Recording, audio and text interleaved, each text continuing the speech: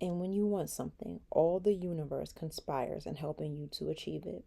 They were both silent for some time, observing the plaza and the townspeople. It was the old man who spoke first. Why do you tend to a flock of sheep? Because I like to travel. The old man pointed to a baker standing in his shop window at one corner of the plaza.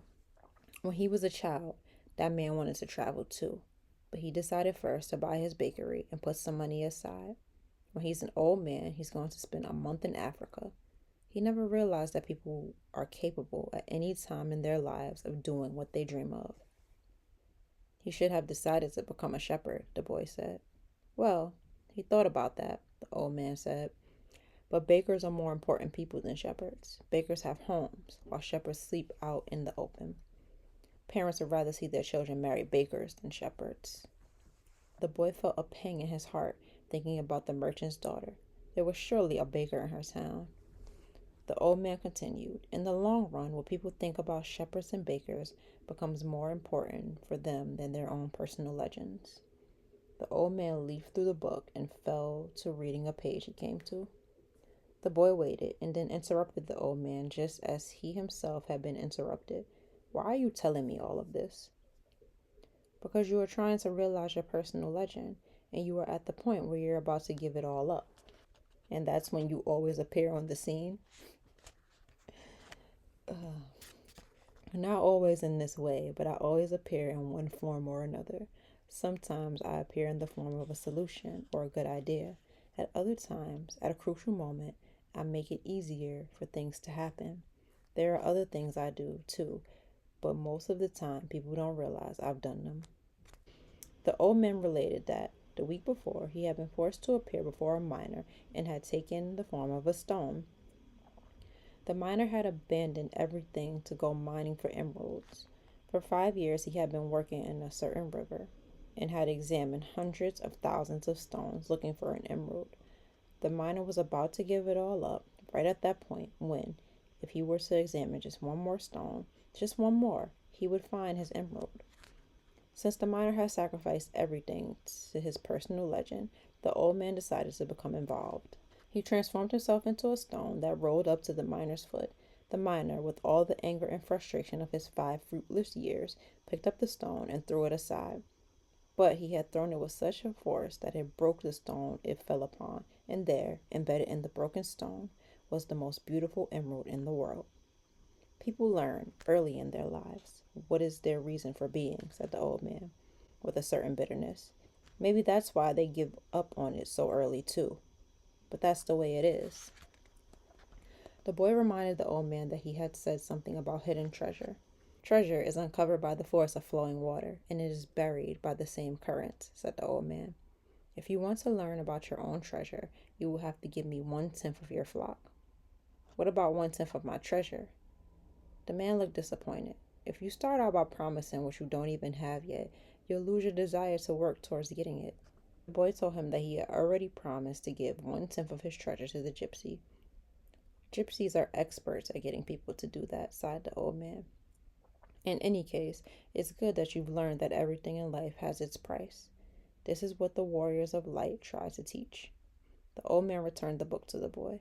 Tomorrow, at this same time, bring me 1/10 of your flock, and I will tell you how to find the hidden treasure. Good afternoon. And he vanished around the corner of the plaza. The boy began to read his book again, but he was no longer able to concentrate. He was tense and upset because he knew that the old man was right. He went over to the bakery and bought a loaf of bread, thinking about whether or not he should tell the baker what the old man had said about him. Sometimes it's better to leave things as they are, he thought to himself, and decided to say nothing. If he were to say anything, the baker would spend 3 days thinking about giving it all up, even though he had already gotten used to the way things were. The boy could certainly resist causing that kind of anxiety for the baker. So he began to wander the city and found himself at the gates. There was a small building there with a window at which people bought tickets to Africa, and he knew that Egypt was in Africa. Can I help you? Asked the man behind the window. Maybe tomorrow, said the boy, moving away. If he sold just one of his sheep, he'd have enough to get to the other shore of the strait. The idea frightened him. Another dreamer, said the ticket seller to his assistant, watching the boy walk away. He doesn't have enough money to travel. While standing at the ticket window, the boy had remembered his flock and decided he should go back to being a shepherd. In 2 years, he had learned everything about shepherding. He knew how to shear sheep, how to care for pregnant ewes, and how to protect the sheep from wolves. He knew all the fields and pastures of Andalusia, and he knew what was the fair price for every one of his animals. He decided to return to his friend's stable by the longest route possible. As he walked past the city's castle, he interrupted his return and climbed the stone ramp that led to the top of the wall. From there, he could see Africa in the distance. Someone had once told him that it was there that the Moors had come to occupy all of Spain. He could see almost the entire city from where he sat, including the plaza where he talked with the old man. Curse the moment I met the old man, he thought. He had come to town only to find a woman who could interpret his dream. Neither the woman nor the old man was at all impressed by the fact that he was a shepherd. They were solitary individuals who no longer believed in things and didn't understand that shepherds became attached to their sheep. He knew everything about each member of his flock. He knew which ones were lame, which one was to give birth 2 months from now, and which were the laziest. He knew how to shear them and how to slaughter them. If he ever decided to leave them, they would suffer. The wind began to pick up. He knew that wind. People called it Levanter because on it the Moors had come from the Levant at the eastern end of the Mediterranean. The Levanter increased in intensity. Here I am, between my flock and my treasure, the boy thought. He had to choose between something he had become accustomed to and something he wanted to have. There was also the merchant's daughter, but she wasn't as important as his flock because she didn't depend on him. Maybe she didn't even remember him. He was sure that it made no difference to her on which day he appeared. For her, every day was the same, and when each day is the same as the next, it's because people fail to recognize the good things that happen in their lives every day that the sun rises. Facts. Breath means options. I left my father, my mother, and the town castle behind. They have gotten used to my being away, and so have I. The sheep will get used to my not being there too, the boy thought. From where he sat, he could observe the plaza. People continued to come and go from the baker's shop. A young couple sat on the bench where he had talked with the old man, and they kissed. That baker, he said to himself, without completing the thought. The Levanter was still getting stronger, and he felt its force on his face. The wind had brought the Moors, yes, but it had also brought the smell of the desert and of veiled women. It had brought with it the sweat and the dreams of men who had once left to search for the unknown, and for gold, and adventure, and for the pyramids. The boy felt jealous of the freedom of the wind, and saw that he could have the same freedom. There was nothing to hold him back except himself. The sheep, the merchant's daughter, and the fields of Andalusia were only steps along the way to his personal legend. The next day, the boy met the old man at noon. He brought 6 sheep with him. I'm surprised, the boy said. My friend bought all the other sheep immediately. He said that he had always dreamed of being a shepherd, and that it was a good omen. That's the way it always is, the old man said. It's called the principle of favorability. When you play the cards the first time, you are almost sure to win. Beginner's luck. Why is that? Because there is a force that wants you to realize your personal legend. It whets your appetite with the taste of success. Then the old man began to inspect the sheep, and he saw that one was lame. The boy explained that it wasn't important since that sheep was the most intelligent of the flock and produced the most wool. Where is the treasure? He asked. It's in Egypt, near the pyramids. The boy was startled. The old woman had said the same thing, but she hadn't charged him anything. In order to find the treasure, you will have to follow the omens. God has prepared a path for everyone to follow. You just have to read the omens that he left for you. Before the boy could reply, a butterfly appeared and fluttered between him and the old man. He remembered something his grandfather had once told him, that butterflies were a good omen. Like crickets and like grasshoppers, like lizards and 4-leaf clovers. That's right, the old man said. able to read the boy's thoughts, just as your grandfather taught you. These, these are good omens. The old man opened his cape, and the boy was struck by what he saw. The old man wore a breastplate of heavy gold covered with precious stones. The boy recalled the brilliance he had noticed of the previous day. He really was a king. He must be disguised to avoid encounters with thieves. Take these, said the old man, holding out a white stone and a black stone that had been embedded at the center of the breastplate. They are called Urim and Thummim.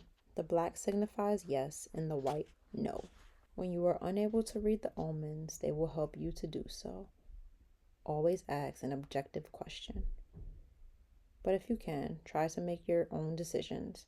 The treasure is at the pyramids. That you already knew. But I had to insist on the payment of 6 sheep because I helped you to make your decision. The boy put the stones in his pouch. From then on, he would make his own decisions. Don't forget that everything you deal with is only one thing and nothing else. And don't forget the language of omens. And above all, don't forget to follow your personal legend through to its conclusion. But before I go, I want to tell you a little story. A certain shopkeeper sent his son to learn about the secret of happiness from the wisest man in the world. The lad wandered through the desert for 40 days and finally came upon a beautiful castle high atop a mountain.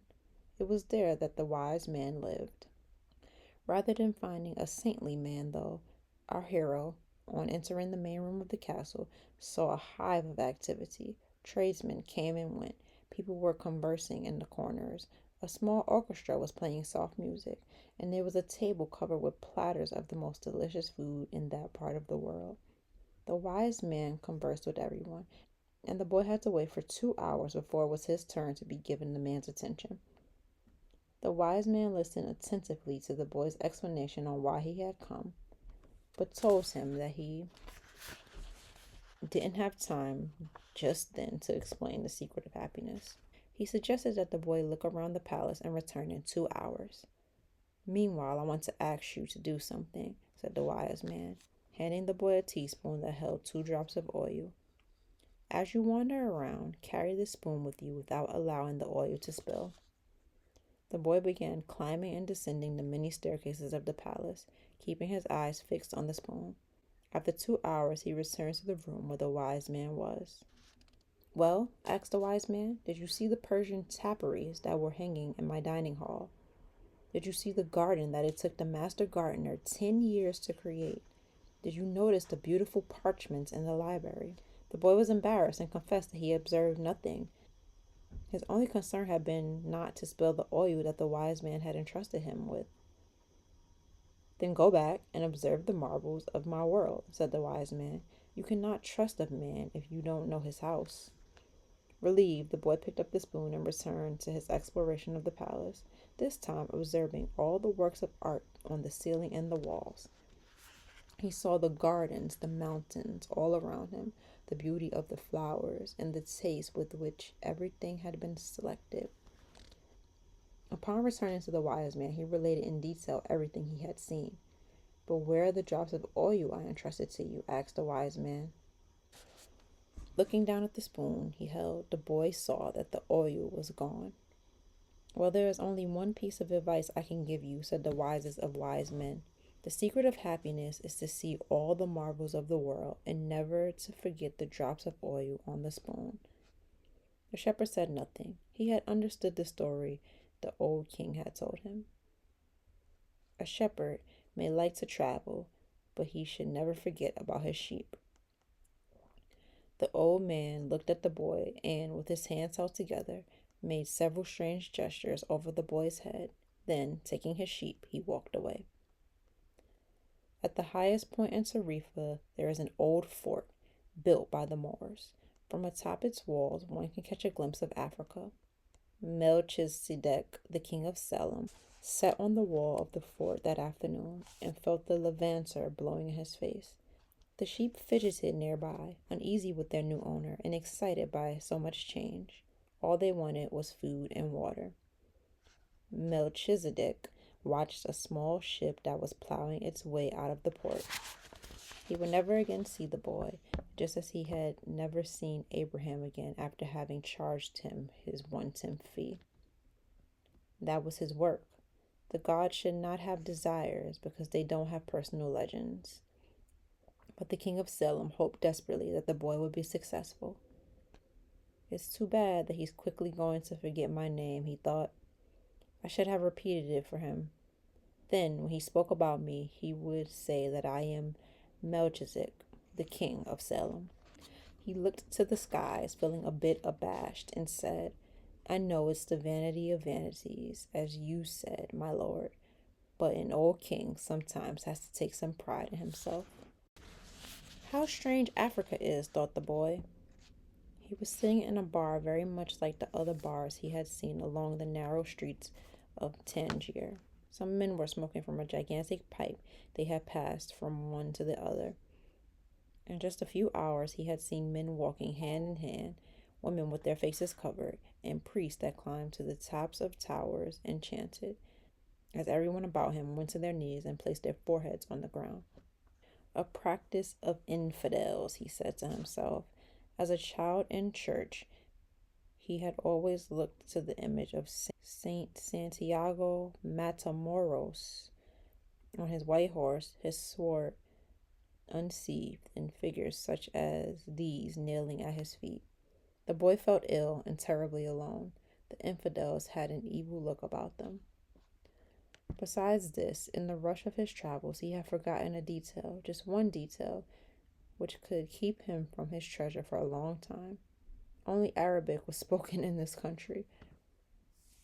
The owner of the bar approached him, and the boy pointed to a drink that had been served at the next table. It turned out to be a bitter tea. The boy preferred wine, but he didn't need to worry about that right now. What he had to be concerned about was his treasure, and how he was going to go about getting it. The sale of his sheep had left him with enough money in his pouch, and the boy knew that in money there was magic. Whoever had money is really never alone. Before long, maybe in just a few days, he would be at the pyramids. An old man with a breastplate of gold wouldn't have lied just to acquire 6 sheep. The old man had spoken about signs and omens, and as the boy was crossing the strait, he had thought about omens. Yes, the old man had known what he was talking about. During the time the boy had spent in the fields of Andalusia, he had become used to learning which path he should take by observing the ground and the sky. He had discovered that the presence of a certain bird meant that a snake was nearby, and that a certain shrub was a sign that there was water in the area. The sheep had taught him that. If God leads the sheep so well, he will also lead a man, he thought. That had made him feel better. The tea seemed less bitter. Who are you? He heard a voice ask him in Spanish. The boy was relieved. He was thinking about omens, and someone had appeared. How come you speak Spanish? He asked. The new arrival was a young man in Western dress, but the color of his skin suggested he was from this city. He was about the same age and height as the boy. Almost everyone here speaks Spanish. We're only 2 hours from Spain. Sit down and let me treat you to something, said the boy. And ask for a glass of wine for me. I hate this tea. There is no wine in this country, the young boy said. The religion here forbids it. The boy told him that he needed to get to the pyramids. He almost began to tell him about his treasure, but decided not to do so. If he did, it was possible that the Arab would want part of its payment for taking him there. He remembered what the old man had said about offering something you didn't even have yet. I'd like you to take me there if you can. I can pay you to serve as my guide. Do you have any idea how to get there? The newcomer asked. The boy noticed that the owner of the bar stood nearby, listening intently to their conversation. He felt uneasy at the man's presence, but he had found a guide and didn't want to miss out on an opportunity. You have to cross the entire Sahara Desert, said the young man, and to do that you need money. I need to know whether you have enough. The boy thought it was a strange question, but he trusted in the old man, who had said, when you really want something, the universe always conspires in your favor. He took his money out of his pouch, showed it to the young man. The owner of the bar came over and looked as well. The 2 men exchanged some words in Arabic, and the bar owner seemed irritated. Let's get out of here, said the new arrival. He wants us to leave. The boy was relieved. He got up to pay the bill, but the old man grabbed him and began to speak to him in an angry stream of words. The boy was strong and wanted to retaliate, but he was in a foreign country. His new friend pushed the owner aside and pulled the boy outside with him. He wanted your money, he said. Tangier is not like the rest of Africa. This is a port, and every port has its thieves. The boy trusted his new friend. He had helped him out of a dangerous situation. He took out his money and counted it.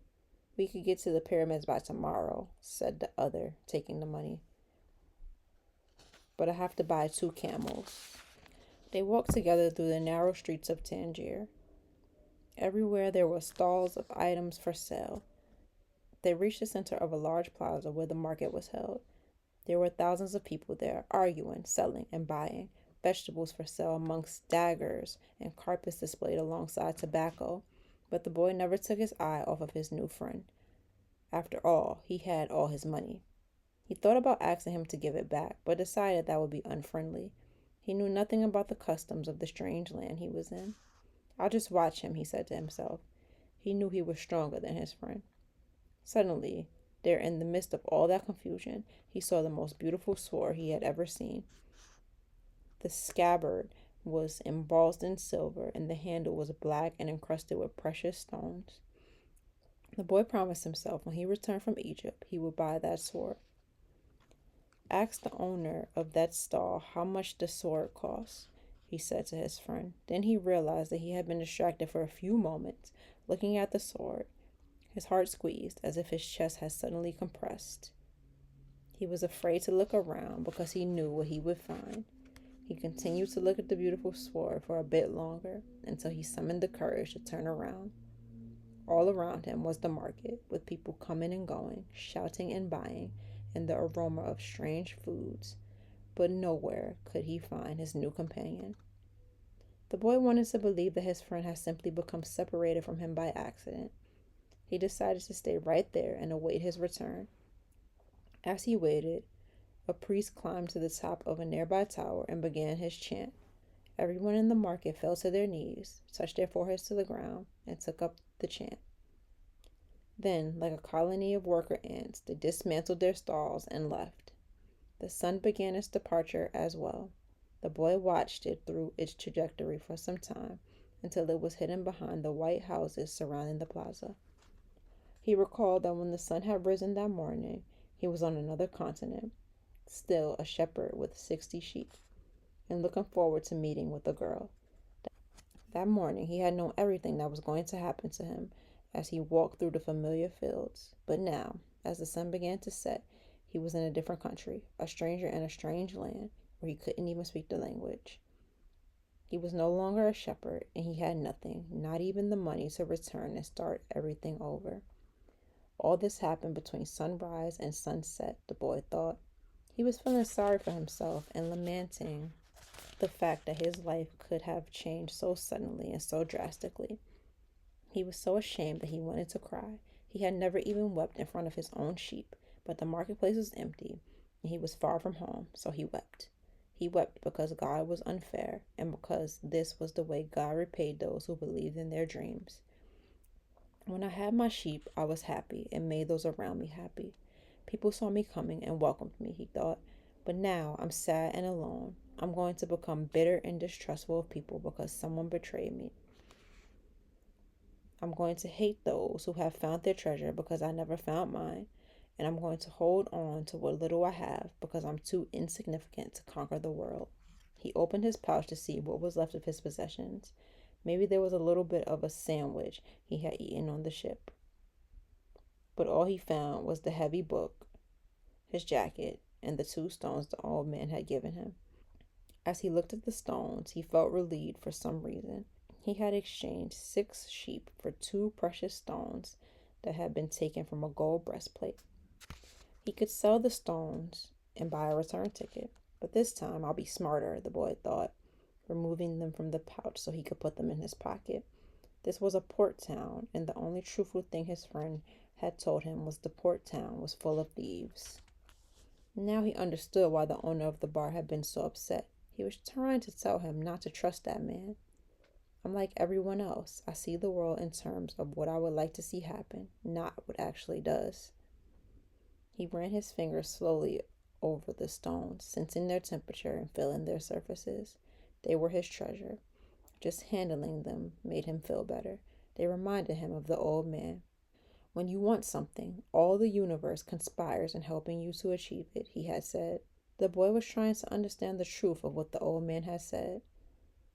There he was in the empty marketplace, without a cent to his name, and with not a sheep to guard through the night.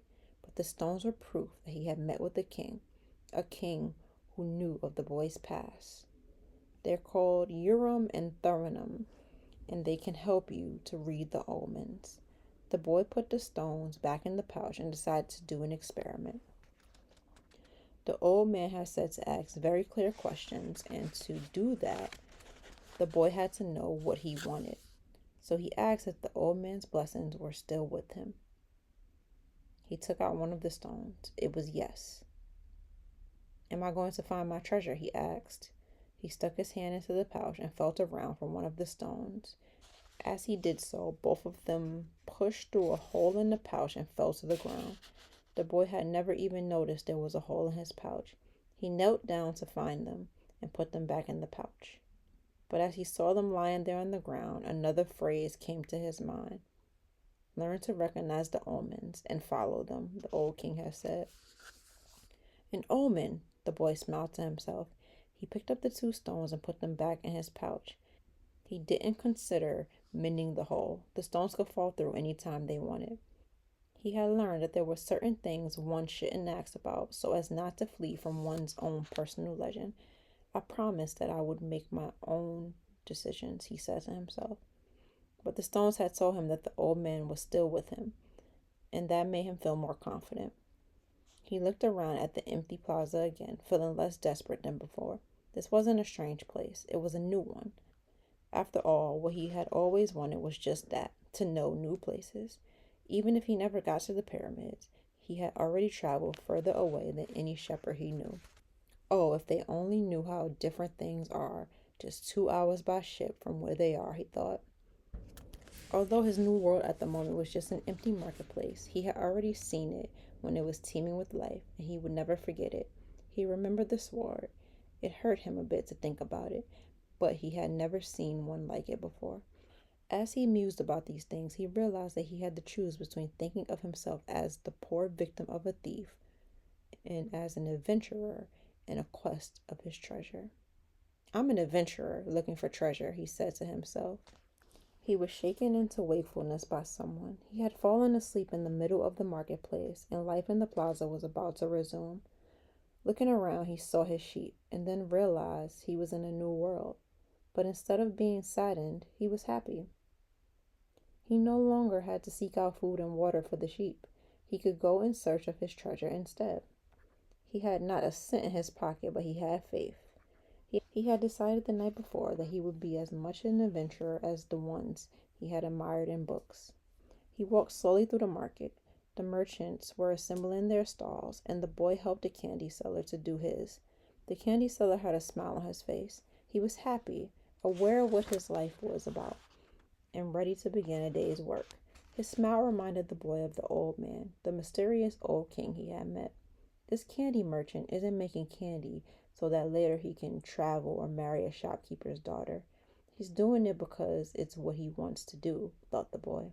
He realized that he could do the same thing the old man had done, sense whether a person was near to or far from his personal legend, just by looking at them.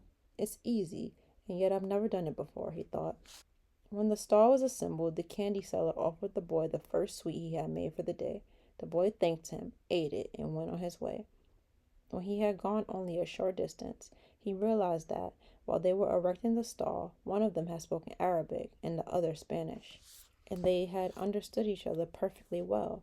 There must be a language that doesn't depend on words, the boy thought. I've already had that experience with my sheep, and now it's happening with people.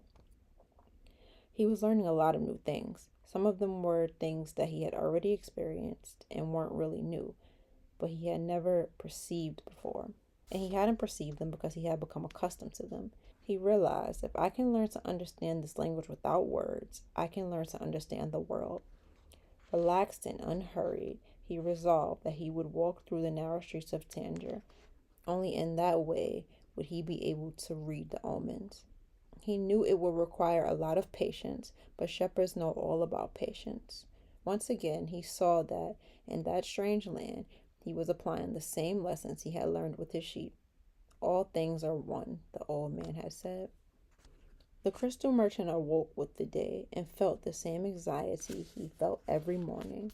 He had been in the same place for 30 years, a shop at the top of a hilly street where few customers passed.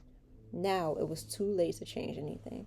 The only thing he had ever learned to do was to buy and sell crystal glassware. There had been a time when many people knew of his shop: Arab merchants, French and English geologists, German soldiers who were always well heeled. In those days, it had been wonderful to be selling crystal, and he had thought how he would become rich and have beautiful women at his side as he grew older. But as time passed, the land changed. The nearby city of Quetta had grown faster than Tangier, and business had fallen off. Neighbors moved away, and there remained only a few small shops on the hill, and no one was going to climb the hill just to browse through a few shops. But the crystal merchant had no choice.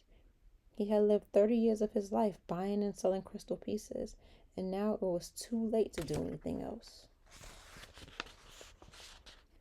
He spent the entire morning observing the infrequent comings and goings in the street. He had done this for years and knew the schedule of everyone who passed. But just before lunchtime, a boy stopped in front of the shop. He was dressed normally, but the practiced eyes of the crystal merchant could see that the boy had no money to spend. Nevertheless, the merchant decided to delay his lunch for a few minutes until the boy moved on. A card hanging in the doorway announced that several languages were spoken in the shop. The boy saw a man appear behind the counter. "I can clean up those glasses in the window if you want," the boy said. "The way they look now, nobody is going to want to buy them." The man looked at him without responding. "In exchange, you could give me something to eat." The man still said nothing, and the boy sensed that he was going to have to make a decision. In his pouch, he had his jacket. He certainly wasn't going to need it in the desert. Taking the jacket out, he began to clean the glasses. In half an hour, he had cleaned all the glasses in the window, and as he was doing so, two customers had entered the shop and brought some crystal. When he had completed the cleaning, he asked the man for something to eat. "Let's go and have some lunch," said the crystal. "Let's go and have some lunch," said the crystal merchant. He put a sign on the door, and they went to a small cafe nearby. As they sat down at the only table in the place, the crystal merchant laughed. "You didn't have to do any cleaning," he said. "The Koran requires me to feed a hungry person." "Well then, why did you let me do it?" the boy asked. "Because the crystal was dirty, and both you and I needed to cleanse our minds of negative thoughts." When they had eaten, the merchant turned to the boy and said, "I'd like you to work in my shop. 2 customers came in today while you were working, and that's a good omen." People talk a lot about omens, thought the shepherd, but they really don't know what they're saying. Just as I hadn't realized that for many years I had been speaking a language without words to my sheep. "Do you want to go to work for me?" the merchant asked. "I can work for the rest of today," the boy answered. "I'll work all night until dawn, and I'll clean every piece of crystal in your shop. In return, I need money to get to Egypt tomorrow." The merchant laughed. "Even if you cleaned my crystal for an entire year, even if you earned a good commission selling every piece, you would still have to borrow money to get to Egypt. There are thousands of kilometers of desert between here and there." There was a moment of silence so profound that it seemed the city was asleep. No sound from the bazaars, no arguments among the merchants, no men climbing to the towers to chant. No hope, no adventure, no old kings or personal legends, no treasure, and no pyramids. It was as if the world had fallen silent because the boy's soul had. He sat there staring blankly through the door of the cafe, wishing that he had died and that everything would end forever at that moment. The merchant looked anxiously at the boy. All the joy he had seen that morning had suddenly disappeared. I can give you the money you need to get back to your country, my son, said the crystal merchant. The boy said nothing. He got up, adjusted his clothing, and picked up his pouch. I'll work for you, he said. And after another long silence, he added, I need money to buy some sheep. And that was part one. We'll be back for part two. Peace.